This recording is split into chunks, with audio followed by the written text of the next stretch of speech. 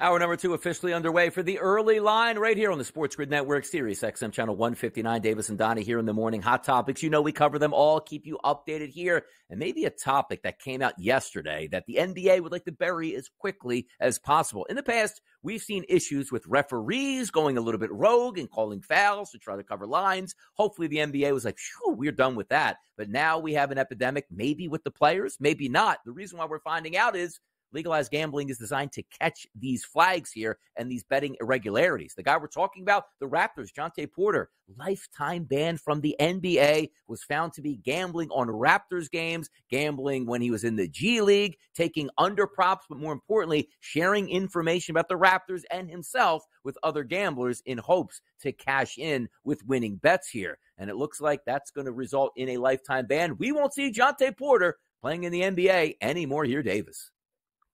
No, we won't. This is it's going to be a story that just definitely belies how you feel about sports gambling in general. Anyone who is like roughly involved with gambling understands, one, you could bet against this stuff. Jontay Porter could have done this in a much more subterfuge style way before legalized gambling existed in the United States, offshores, like real criminal organization style stuff. And there would have been no body set up to catch it, right? The FBI would not have been involved. Regulators would not have been involved. It's not at all. I mean, not that dissimilar actually to the Otani translator story where he was dealing with actual bookie situation. I promise you, if Jontay Porter was doing this with some actual criminal organization, I don't think he would have been caught, honestly. I mean, maybe he would have eventually, but definitely not with the frequency. Like DraftKings noticed this after two separate incidents. They were like, something is fishy here. They alert the NBA, they handle it. The big outcome for me from this story, I wonder if this has any impact on Jontay's brother, Michael Porter Jr., of the Denver Nuggets. So for those who are uninitiated, these are brothers who are like best friends. Michael Porter Jr. has supported his brother. They both went to the University of Missouri. Jontay Porter tore his ACL twice, something that Michael Porter Jr. has familiarity with. They rehabbed together because I believe they both had knee injuries at the same time. These are like really good friends. These are guys who are involved in each other's life. Now, some of this stuff can be overblown. Like Michael Porter's job is to be a really good NBA player, and I don't think he'll let his personal life get in the way, but it could, right? I mean, it definitely could be one of those things where MPJ is just having a bad time. He is having a tough time. Obviously, I hope it doesn't influence him on the court at all, but it's definitely not good. No, it certainly isn't. As we welcome in the radio audience, you're watching and listening live here to the morning edition of the Early Line, Sirius XM channel 159, right here on the SportsGrid Network. It is Davis, it is Donnie, talking about Jontay Porter, and we won't see him again in the NBA. It's interesting, too, because the NBA comes quickly and says, we're going to level lifetime ban. The NFL taking a little bit different approach here, suspending games and seasons here. We'll see if the NFL does ramp it up, but based on an Adrian Wojnarowski tweet yesterday, some of the details that are coming into play for us here, Davis. Per league statement, the league's investigation found that prior to the Raptors' March 20th game, Porter disclosed confidential information about his own health status to an individual he knew to be an NBA bettor. Another individual with whom Porter associated and knew to be an NBA bettor, also $80,000. I mean, I actually thought that was a fake ticket. So we're finding out now, Davis, that was a real ticket where they were able to get down an $80,000 player prop parlay on Jontay Porter. That's pretty significant. It is pretty significant. I would love to know the machinations that went into, bearding this account that let them do this. I mean, I wonder if these guys are smart enough to have been betting, $10,000 on sides and totals, doing these really dumb same game parlays to recoup this money. Cause you would have to. There is no way that you can just open up an account at FanDuel or wherever and, just start doing real huge numbers, because they also would have been banned immediately after winning one.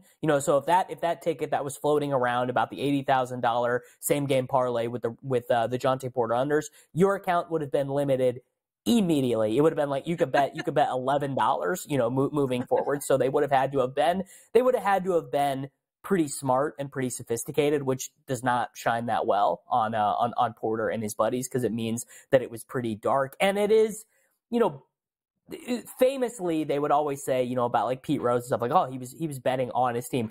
Betting on your team to lose, granted it was a Raptors team that was tanking, is pretty brutal. I suppose if you wanted to put it in the most charitable light for game integrity, it would be, it wasn't that Jontay Porter was throwing games. It was that he's in the locker room every day and he knows this team stinks. Yeah. We don't even want to win. We want to get a higher draft pick. So like I have that knowledge, so I'm betting on us to lose. But it's really not good, and it's horrible optics for the NBA.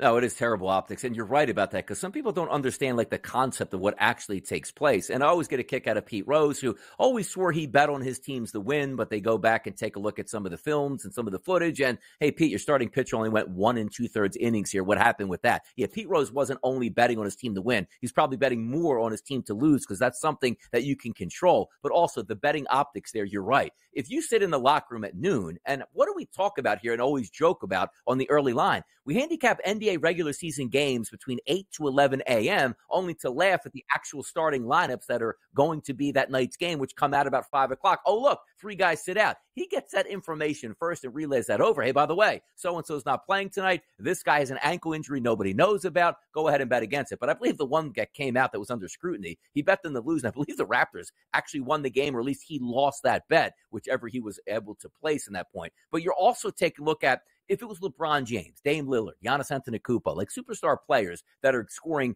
15 to 25 points at least on a night-to-night basis, maybe it doesn't raise as many flags, because those guys will get bet more and more. You take a look at Jontay Porter, 37 games played, 3.7 points per game, look, 2.6 rebounds per game and 1.6 assists a game here. So also, I'm going to bet an under with big money, and Jontay Porter goes, yeah, my eye is I can't see so good tonight. I don't feel so well. My knee flared up, and you leave in the second quarter. That immediately here, Davis, raises the eyebrows. Easy to catch. Yeah, and you want to know who was victimized by this, Donnie? I played Jontay Porter in NBA DFS the night he left with the eye injury, because he was starting. Wow. So their other backup center was out. I played Jontay Porter in NBA DFS. He was like $4,000. He was almost minimum salary. I use him in my center slot. And he leaves the game after, what was it, 3 minutes and 30 seconds or something like that. So I have been personally victimized by the Jontay Porter betting scandal. And I don't appreciate it. A heads up would have been nice. Yeah, how about that? That's a tough scene here. U.S. Integrity probably going to be making a phone call or a house visit over there to Davis Maddock, because he was betting Jontay Porter props in games that were in question. Tough scene out there on the market, but it is even more of a tough scene for the Porter family, as Jontay won't be playing basketball, at least U.S. basketball. Is he banned around the world? Could be so. Tough scene all the way around. Much